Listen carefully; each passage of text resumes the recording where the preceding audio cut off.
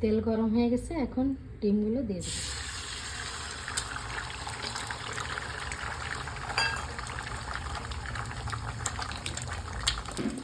একটু নুন ছিটিয়ে দেবো।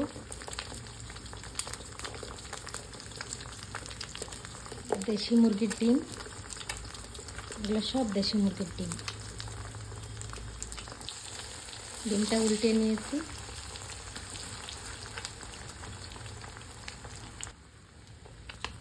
পিস পিস করে কেটে নেব। এরকম করে আমি কেটে নেব পিস পিস করে, তুলে নেব।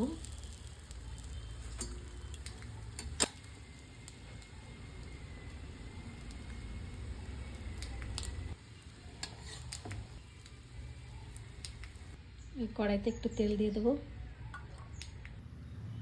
তেজপাতা আর শুকনো লঙ্কা ফোড়ন দেবো। একটু জিরে ফোড়ন দেবো।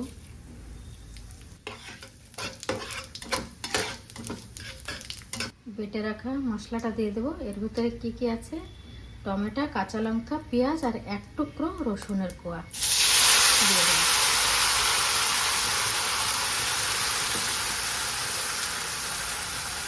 ভালো করে নেড়ে নেবো,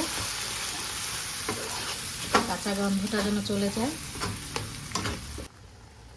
স্বাদ মতন নুন দেবো আর একটু হলুদ দেবো।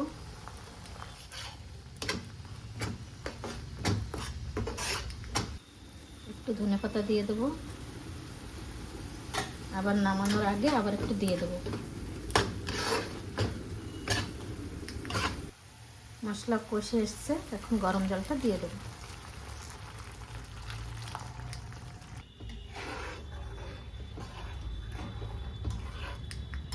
ঝোলটা ফুটে এসছে, এখন ডিমগুলো দিয়ে দেবো। জন্য ধনেপাতা।